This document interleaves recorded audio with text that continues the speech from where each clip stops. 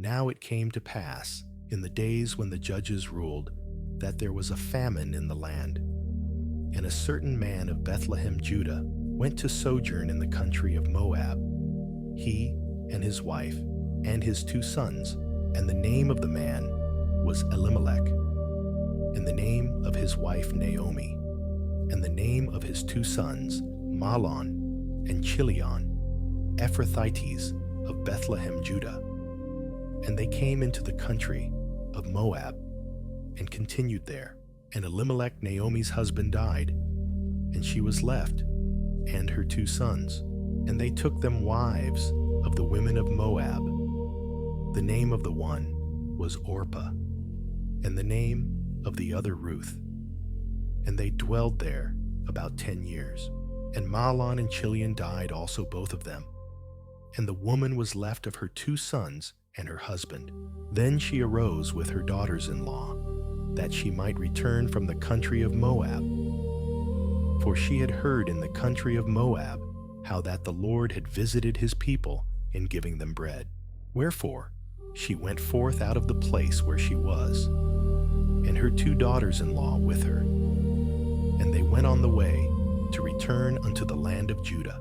And Naomi said unto her 2 daughters-in-law, Go, return each to her mother's house. The Lord deal kindly with you, as ye have dealt with the dead, and with me. The Lord grant you that ye may find rest, each of you in the house of her husband. Then she kissed them, and they lifted up their voice and wept. And they said unto her, Surely we will return with thee unto thy people. And Naomi said, Turn again, my daughters, why will ye go with me? Are there yet any more sons in my womb, that they may be your husbands? Turn again, my daughters, go your way, for I am too old to have an husband. If I should say, I have hope, if I should have an husband also tonight, and should also bear sons, would ye tarry for them till they were grown? Would ye stay for them from having husbands? Nay, my daughters, for it grieveth me much for your sakes, that the hand of the Lord is gone out against me. And they lifted up their voice and wept again. And Orpah kissed her mother-in-law. But Ruth clave unto her, and she said, Behold, thy sister-in-law is gone back unto her people and unto her gods. Return thou after thy sister-in-law. And Ruth said, Entreat me not to leave thee, or to return from following after thee. For whither thou goest I will go, and where thou lodgest I will lodge. Thy people shall be my people, and thy God my God. Where thou diest will I die, and there will I be buried. The Lord do so to me, and more also, if aught but death part thee and me. When she saw that she was steadfastly minded to go with her, then she left speaking unto her. So they 2 went, until they came to Bethlehem. And it came to pass, when they were come to Bethlehem, that all the city was moved about them. And they said, Is this Naomi? And she said unto them, Call me not Naomi, call me Mara, for the Almighty hath dealt very bitterly with me. I went out full, and the Lord hath brought me home again empty. Why then call ye me Naomi, seeing the Lord hath testified against me, and the Almighty hath afflicted me? So Naomi returned, and Ruth the Moabitess, her daughter-in-law, with her, which returned out of the country of Moab. And they came to Bethlehem in the beginning of barley harvest. And Naomi had a kinsman of her husband's, a mighty man of wealth, of the family of Elimelech, and his name was Boaz. And Ruth the Moabitess said unto Naomi, Let me now go to the field, and glean ears of corn after him, in whose sight I shall find grace. And she said unto her, Go, my daughter. And she went and came, and gleaned in the field after the reapers. And her hap was to light on a part of the field belonging unto Boaz, who was of the kindred of Elimelech. And behold, Boaz came from Bethlehem, and said unto the reapers, The Lord be with you. And they answered him. The Lord bless thee. Then said Boaz unto his servant that was set over the reapers. Whose damsel is this? And the servant that was set over the reapers answered and said, It is the Moabitish damsel that came back with Naomi out of the country of Moab. And she said, I pray you, let me glean and gather after the reapers among the sheaves. So she came, and hath continued even from the morning until now. that she tarried a little in the house. Then said Boaz unto Ruth, Hearest thou not, my daughter? Go not to glean in another field, neither go from hence, but abide here fast by my maidens. Let thine eyes be on the field that they do reap, and go thou after them. Have I not charged the young men that they shall not touch thee? And when thou art athirst, go unto the vessels, and drink of that which the young men have drawn. Then she fell on her face, and bowed herself to the ground, and said unto him, Why have I found grace in thine eyes, that thou shouldest take knowledge of me, seeing I am a stranger?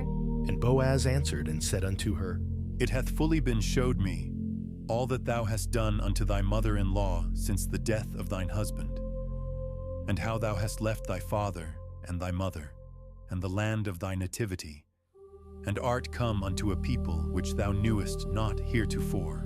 The Lord recompense thy work, and a full reward be given thee of the Lord God of Israel, under whose wings thou art come to trust.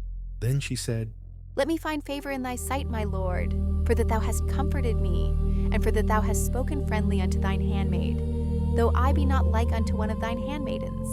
And Boaz said unto her, At mealtime come thou hither, and eat of the bread, and dip thy morsel in the vinegar.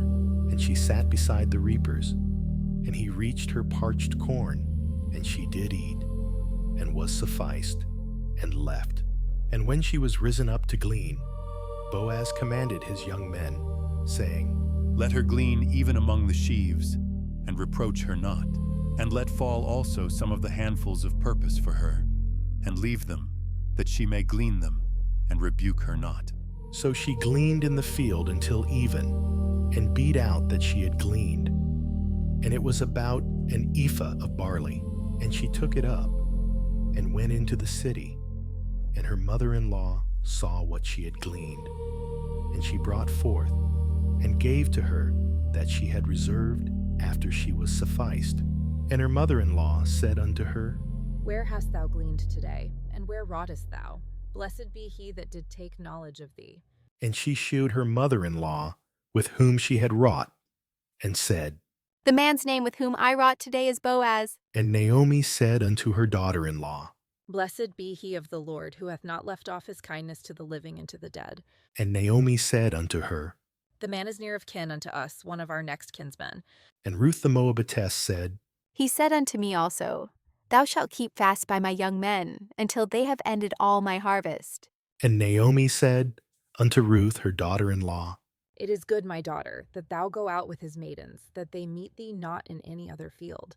So she kept fast by the maidens of Boaz, to glean unto the end of barley harvest, and of wheat harvest, and dwelt with her mother-in-law. Then Naomi her mother-in-law said unto her, My daughter, shall I not seek rest for thee, that it may be well with thee?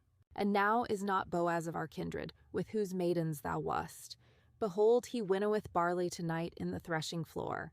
Wash thyself therefore, and anoint thee, and put thy raiment upon thee, and get thee down to the floor. But make not thyself known unto the man, until he shall have done eating and drinking. And it shall be, when he lieth down, that thou shalt mark the place where he shall lie, and thou shalt go in and uncover his feet, and lay thee down, and he will tell thee what thou shalt do. And she said unto her, All that thou sayest unto me I will do. And she went down unto the floor, and did according to all that her mother-in-law bade her. And when Boaz had eaten and drunk, and his heart was merry, he went to lie down at the end of the heap of corn. And she came softly, and uncovered his feet, and laid her down.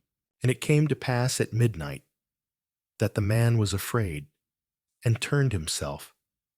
And behold, a woman lay at his feet. And he said, Who art thou?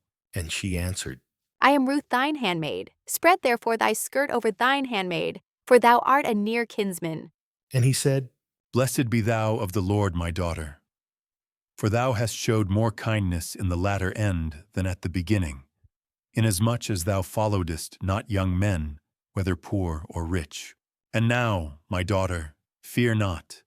I will do to thee all that thou requirest. For all the city of my people doth know that thou art a virtuous woman.